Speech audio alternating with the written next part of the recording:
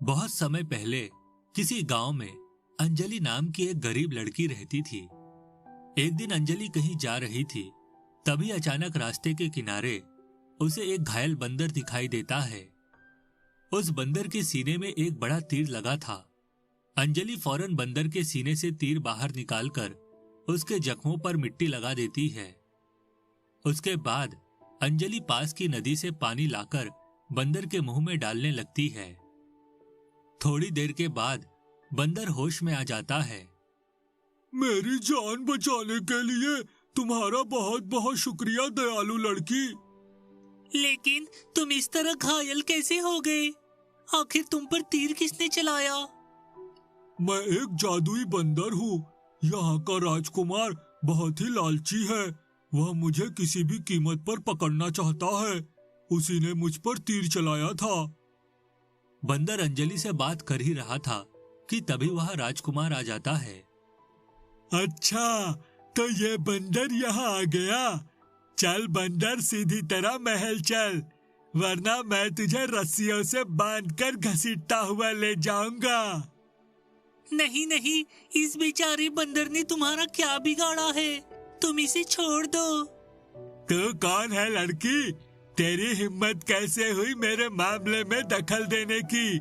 चली जा यहाँ से, वरना मैं इसके साथ साथ तुझे भी तहखाने में डाल दूंगा। लेकिन तभी वह बंदर अपने कमर पर लगी सीटी जोर जोर से बजाने लगता है। सीटी की आवाज सुनकर वहां बहुत सारे बंदर आ जाते हैं। ये दुष्ट राजकुमार मुझे अपना गुलाम बनाकर मेरी शक्तियों का गलत इस्तेमाल करना चाहता है। चलो साथियों, इसे सबक सिखाते हैं। लेकिन तभी राजकुमार उन सभी बंदरों पर तीर चलाना शुरू कर देता है। यह देख अंजलि को बहुत गुस्सा आता है और वह एक बड़ा सा पत्थर उठाकर राजकुमार के सर पर दे मारती है, जिस वजह से राजकुमार जमीन पर जा गिरता है। उसके बाद सारे बंदर राजकुमार की पिटाई करने लगते हैं। नहीं नहीं, मुझे छोड़ दो, मुझसे गलती हो गई है। भगवान कोई बचाओ मुझे। इस तरह राजकुमार डर के वहां से भाग जाता है। यह देख अंजलि और बाकी बंदर बहुत खुश होते हैं। उसके बाद बंदर अंजलि को अपने कंधों पर बैठाकर एक बड़े पेड़ के पास ले जाता है।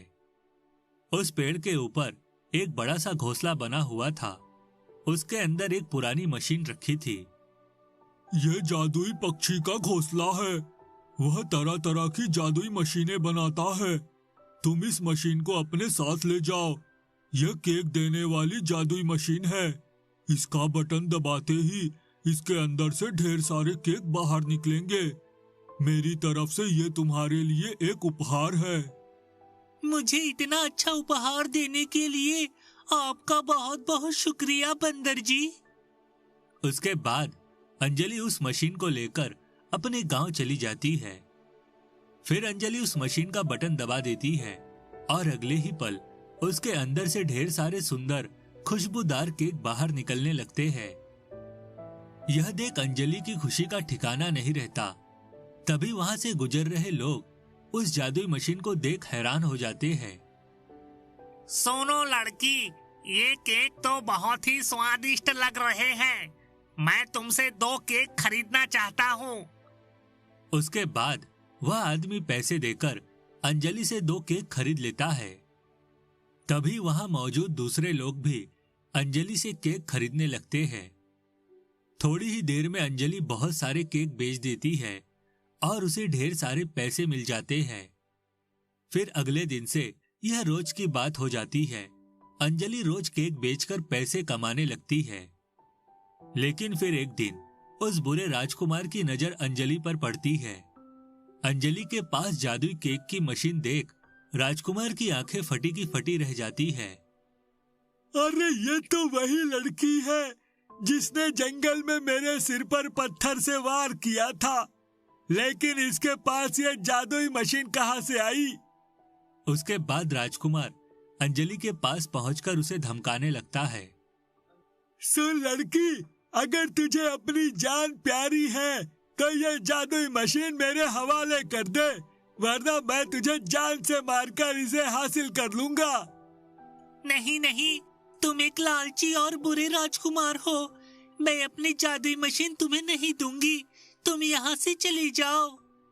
लगता है तू सीधी तरह नहीं मानेगी। ठहर जा, अभी तुझे मजा चखाता हूँ। उसके बाद राजकुमार अपनी तलवार निकालकर अंजलि को मारने के लिए आगे बढ़ता है, लेकिन तभी अचानक उस मशीन के अंदर से ढेर सारे केक बाहर निकलकर राजकुमार के सिर पर गिरने लगते हैं।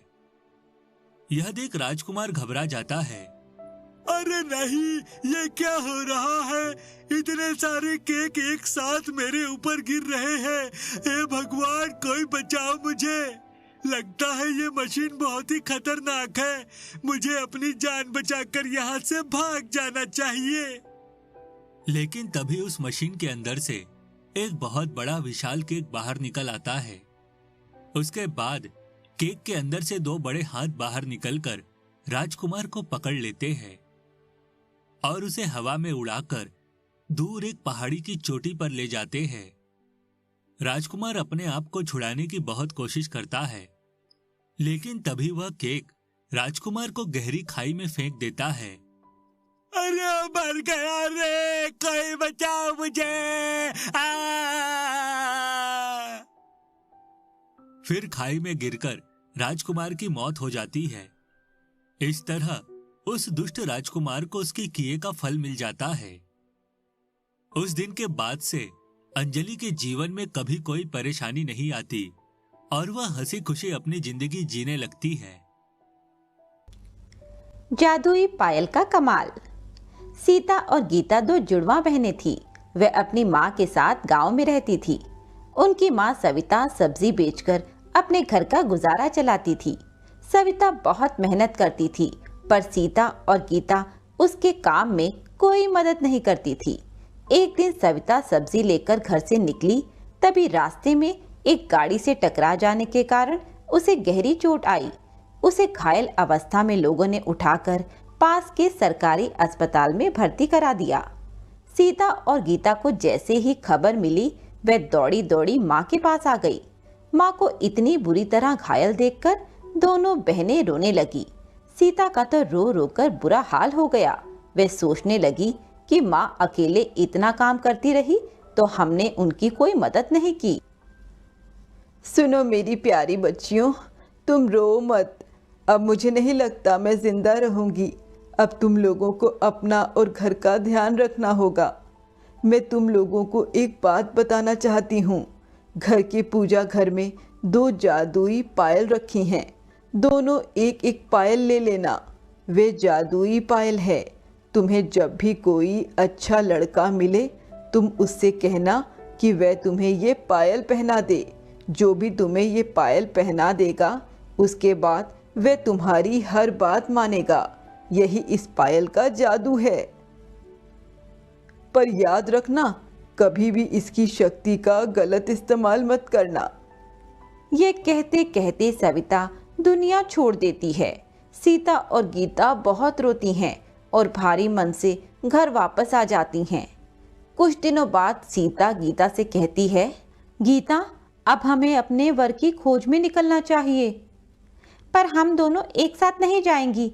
मैं तो कितनी सुंदर हूँ, मुझे तो कोई राजकुमार सा लड़का मिलेगा, पर तुम्हें तो कोई साधारण लड़का भी पसंद कर लेगा। कोई बड़ी बात नहीं है, इसीलिए हम दोनों अलग अलग दिशा में जाएंगी। ये कहते दोनों अलग अलग दिशा में निकल पड़ती हैं। कुछ ही दूर जाने पर सीता को बहुत प्यास लगती है और वह एक पेड़ के नीचे बैठ जाती है। तभी वहाँ राजू नाम का लड़का आता है और सीता से पूछता है कि क्या हुआ। बहुत तेज प्यास लगी है, क्या पानी मिलेगा? राजू सीता के लिए पानी लेकर आता है और उसे देता है। जब तक सीता की तबीयत ठीक नहीं हो जाती, राजू वहीं खड़ा रहता है। यह देखकर सीता सोचती है कि ये लड़का बहुत अच्छा है, दूसरों की मदद करने वाला है। क्यों ना मैं इसके सामने प्रस्ताव रखूं? यह सोचते हुए सीता राजू को विवाह के लिए कहती है। देखो, मुझे तुम पसंद हो, पर यदि मेरे बारे में तुम कुछ जानना चाहती हो तो जान सकती हो। इस तरह दोनों बातें कर लेते हैं। वह विवाह के लिए राजी हो जाता है। सीता राजू को वे पायल देते हुए कहती है कि यह पायल तुम मुझे पहना दो। राजू तुरंत ही वह पायल सीता को पहना देता है और दोनों विवाह कर लेते हैं। उधर गीता चलते चलते काफी दूर पहुंच जाती है, पर उसे कोई लड़का पसंद नहीं आता। थक हार कर वह एक जगह पर बैठ जाती है और सोचने लगती है कि मैं तो किसी अमीर लड़के से ही शादी करूंगी। तभी सामने उसे एक लड़का नजर आता है। उसे देखते ही वह पहचान लेती है कि वह गांव के ठेकेदार का बेटा सूरज है और बहुत ही पैसे वाला है। मैं इससे ही विवाह करूंगी। यह सोचते सोचते वे सूरज के सामने जानबूझकर चक्कर खाकर गिर जाती है। सूरज उसे उठाता है और पानी पिलाता है। गीता के रंग रूप को देखकर सूरज मोहित हो जाता है और गीता के एक बार कहने पर ही उसे पायल पहना देता है। गीता बहुत खुश होती है और वह सोचती है कि अब तो सूरज उसके वश में है। वह उसे अपने घर ले जाती है। गीता सूरज से कहती है, जाओ अपने घर से खूब सारे पैसे और सुंदर गहने लेकर आओ। यह सुनते ही सूरज अपने घर की ओर निकल पड़ता है और ढेर सारे पैसे और गहने लेकर उसके पास आ जाता है। इस तरह गीता सूरज से कई बार पैसे और गहने मंगवाती है। गीता सूरज से भी काम करवाती है और जो भी उसे कुछ चाहिए होता है सूरज से ही मंगाती है। एक दिन सीता गीता से मिलने के लिए आती है। सीता राजू के साथ बहुत अच्छी जिंदगी बिता रही होती है। अपनी बहन गीता का हाल जानने के लिए वह उसके घर आती है, पर वहां आकर जब वह सूरज का ऐसा हाल देखती है तो वह गीता को समझाती है, गीता तुम ये गलत कर रही हो। इस तरह से सूरज को अपनी हर बात के लिए पायल का इस्तेमाल मत करो। माँ ने इसका गलत इस्तेमाल करने से मना किया था ना। तुम ऐसा मत करो। अपने लालच के लिए यह सब करना गलत है। चुप रहो। उपदेश देने की कोई जरूरत नहीं है। मैं अपनी जिंदगी में खुश हूँ। तुम अपनी जिंदगी जियो। मेरी जिंदगी में दखल अंदाजी करने की कोई जरूरत नहीं है। गीता का ऐसा बर्ताव देखकर सीता का दिल बहुत दुखी होता है और वह चुपचाप से वहां से चली जाती है।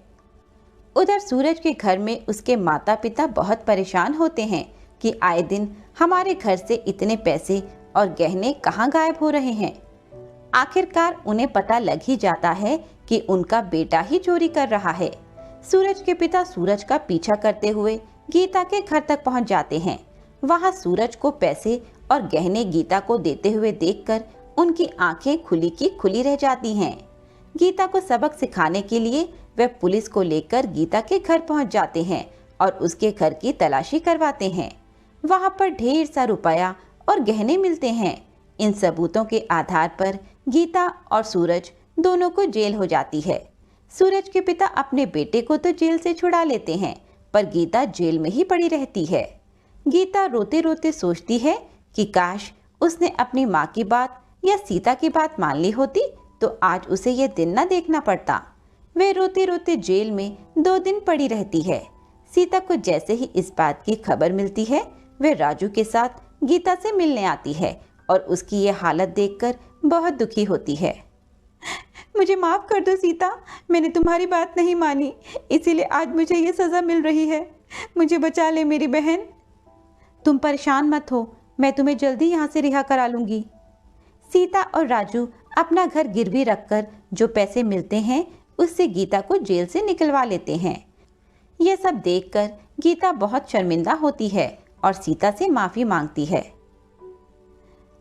गीता अब चुप हो जाओ और बताओ कि तुमने इससे क्या सबक सीखा। इस पर गीता कहती है, सीता मुझे समझ आ गया है कि हमें किसी भी शक्ति का दुरुपयोग नहीं करना चाहिए। मैंने इस जादुई पायल की शक्ति का गलत इस्तेमाल किया, इसी कारण मुझे यह सजा मिली है। मैं आइंदा कभी भी इसका गलत इस्तेमाल नहीं करूंगी। लालच में आकर कोई भी गलत कदम नहीं उठाऊंगी। ये कहते हुए सीता और गीता गले मिलती हैं और सभी खुशी खुशी घर वापस चले जाते हैं।